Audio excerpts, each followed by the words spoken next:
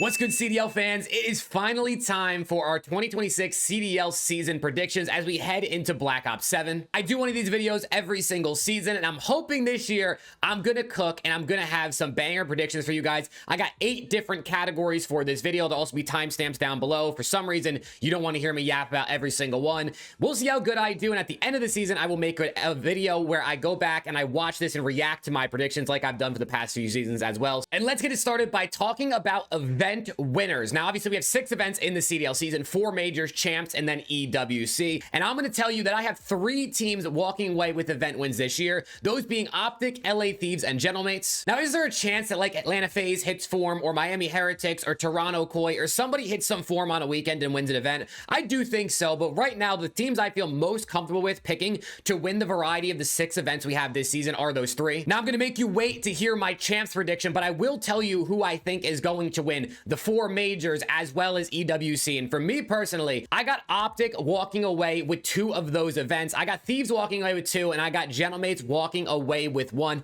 I think the mates will take a major. I think Optic and Thieves will both take some majors, and I think personally EWC is going to be up in the air, but I'm feeling an LAT EWC victory. Now let's talk about Rookie of the Year. We got 6 rookies coming on into the season, and remember, someone could join mid-season and potentially win the Rookie of the Year award. Now, it's kind of rare that we do see this. I guess we almost saw it maybe with someone like Merc or Super last season, but Rencor ended up taking the award. And this season, those rookies are going to be Mamba, Trakes, Abe, Legend, Craze, and Lurks. And I do think there's actually a good, case to be made for every single one of these players. But for me personally, if I got to pick one, I'm feeling a Trakes Rookie of the Year, giving Miami back-to-back Rookie of the Year awards in 2 seasons. This one is extra hard to predict because we have not seen Trakes play yet in this preseason because he had some passport issues and he wasn't here in any of these preseason tourneys. But I do know that he was cooking in challengers, he was cooking in the CCL. I feel like he has a very high slaying upside, and on top of that, I think Miami is probably the team with a rookie on it that's most likely to be good, which will also help his case. But overall, I could see Lurks giving him someone a run for their money. I could see Abe as well, Craze, even Mamba. I think Legend is going to have some ways to go this season. I don't know if he'll necessarily compete for Rookie of the Year, but the other 5 I think are going to be super close. Now, our number 1 seed. Every single season we like to see who's going to walk away with that number 1 seed heading into champs. Obviously, it was Atlanta FaZe for the longest time. Then LAT took that spot last season.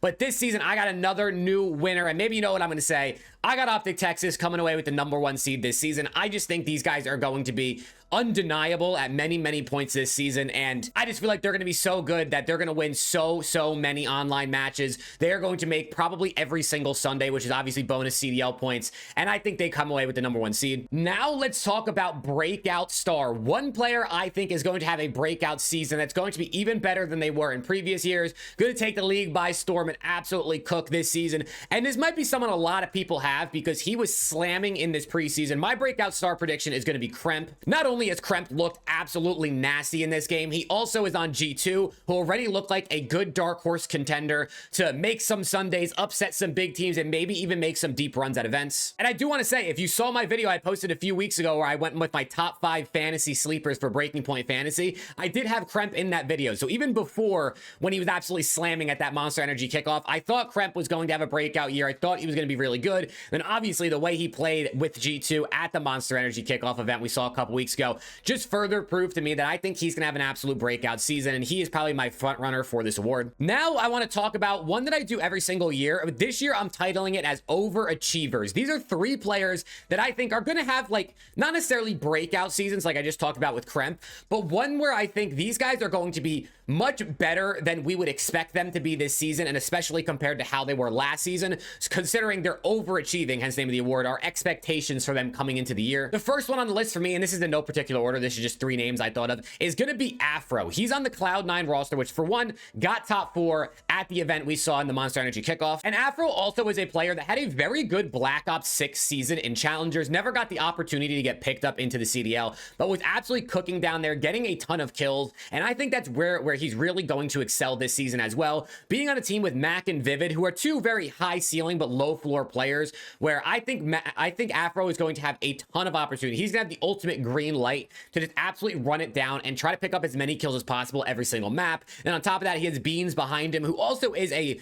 AR who can have some good slaying, but I just think this is going to be like Afro's team, and he's going to be able to kind of do whatever he wants, and he's going to be the guy they rely on to get a ton of kills and to get a lot of big kills and maps to push them forward through events. Number 2 for me, and this is a player that has been frying so far in the preseason, I got my guy Dan Ghosty, man. I think Ghosty, for one, I think he was very good last year. I think he tends to be underrated because sometimes he's not just getting a ton of kills. Sometimes he is just that guy in the comms, or he is just making big plays or clutching 1v2, 1v3s in SND. But this season, Ghosty looks like he is nasty at Black Ops 7. The way he's playing is reminiscent of that MW3 Thieves team where he was just cooking. But on top of that, his team is definitely better, right? Neptune has been really, really good. Sib has had a lot of big moments so far this preseason. And even Dylan Envoy has looked very, very good at Black Ops 7. These guys as a team generally are looking good, which is going to help the individual players play well too.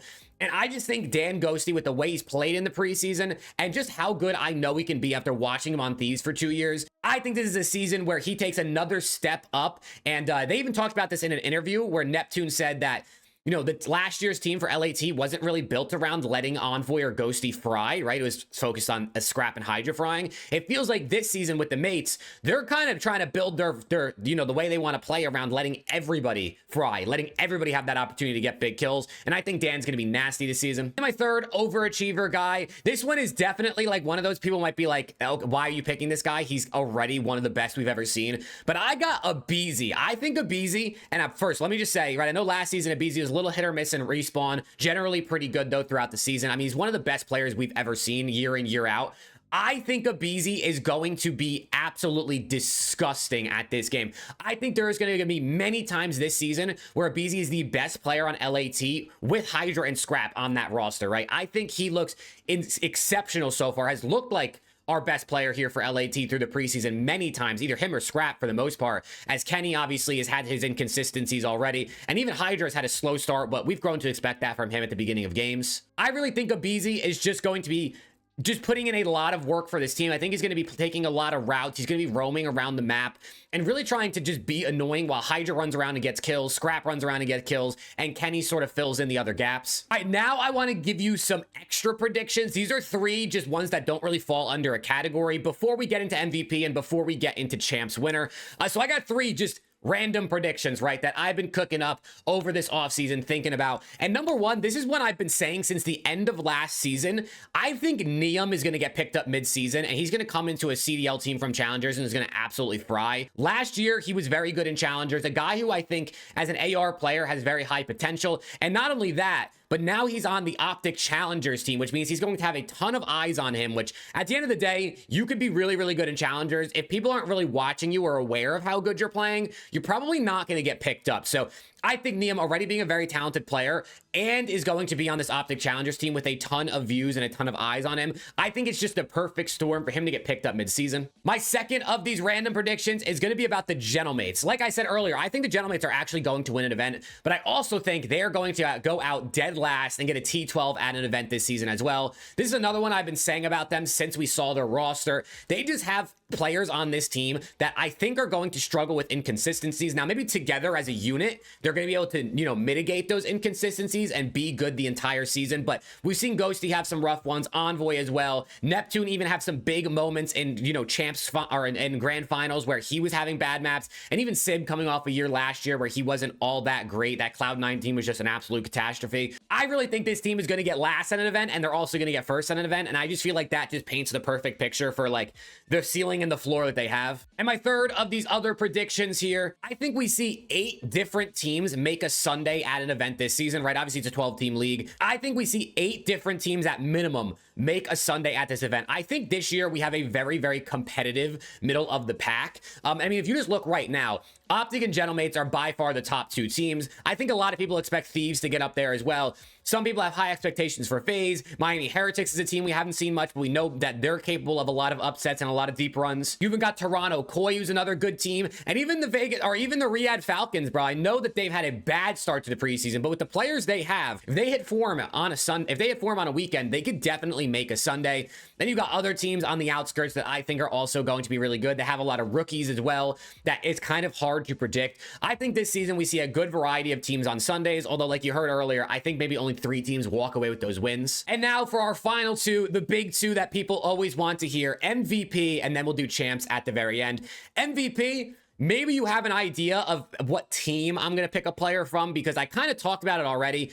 Typically, the MVP is probably going to come from the team that's the #1 seed. Maybe not always, but I do think if you're the #1 seed, it helps you out because MVP is a regular season award. So if you remember what I said earlier, I got Optic coming away with the #1 seed. I got Mercules picking up the MVP this season, man. First of all, I think anybody on Optic could win this. I also think Scrap or Hydra, maybe even a BZ. I think Simp, maybe even someone from one of the other teams like Gentlemates, like Neptune or someone could have a big season and win the MVP depending on how good those teams do throughout the year. But I just think like if I had to put my money on it, if I had to bet my bank account on one player to win MVP this season, Merc to me just feels like the safest bet. Shotzi, Hook, Dashy, they all are very capable of doing it, and they all look like they're going to be very, very good at this game. But Merc is just so consistent. This guy rarely has a bad map. He's always making big plays. He's always clutching up, and this just the talent, everything is there. The gunny, the IQ, the awareness. He feels like a very, very complete player.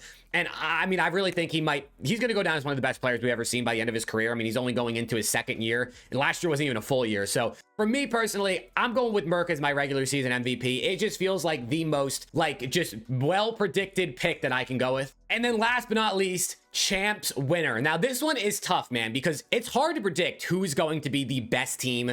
I mean, I'm filming this on December 2nd. It's hard to predict who's going to be the best team in, June, July, next year, right? We're talking 6 months out. Who is going to be playing the best? What players are still going to be good? What teams are still going to be good, right? It is very, very difficult to predict. Now, of course, I told you what teams I have winning events, so that narrows it down to 3 for you: Optic, Thieves, and Gentlemates. But who do I think is just going to have it all down by the end of the season that's going to win? And last year, I remember I kind of gave my explanation talking about why I thought that other teams weren't going to win champs, which is what led me to pick who I picked, which it was LAT last season.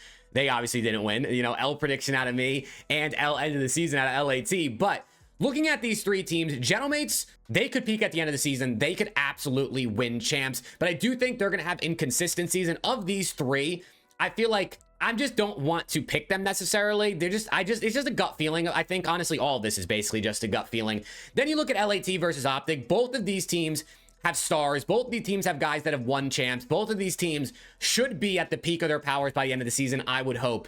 But for me, if I had to pick one, I got Optic going for the 3-peat, man. Last season, I said in my predictions, I'm not picking Optic because we've never seen a team win back-to-back. Now, obviously, they had roster changes, things like that. So, very different roster by the end of the year that ended up winning champs from MW3. I think this Optic team looks hungry. I think they look dominant at this game. And I think all season long, they're going to be good. But for me, what I think is going to happen is they're going to have some ups and downs throughout the year. Not downs to the point where like they're getting last in an event, but they might have an event where they get 2nd or they get 3rd or they get 4th. And I think that is going to keep them locked in and help them not get complacent down the stretch of the season, where they're going to end up walking away with champs by the end of the year in like June/July. Listen, I want LAT to win more than anything. I need LAT to win champs more than anything, but I'm giving you predictions. I'm going off my gut, and I'm trying to be unbiased, and I'm trying to also pick what I feel like is the most likely outcome. And I think Optic Texas just look like the best team in the game. And I feel like with the players they have, the way they play together, they're going to be the best team in the game, probably the entire season, if not most of it. But that's going to do it for my predictions for the 2026 season. We'll also be doing a predictions episode on the Round the CDL. So if you want to hear Alex and Preston's predictions as well, and we'll be doing other awards, not just the ones that I covered in this video, there's going to be even more. Make sure you tune in. That'll be Thursday night, probably around 9:30 Eastern. Just turn noties on the channel. I'll be live here and we'll be doing the show. But I hope you enjoyed. Let me know your predictions down in the comments, and hopefully I'll see you all in the next one.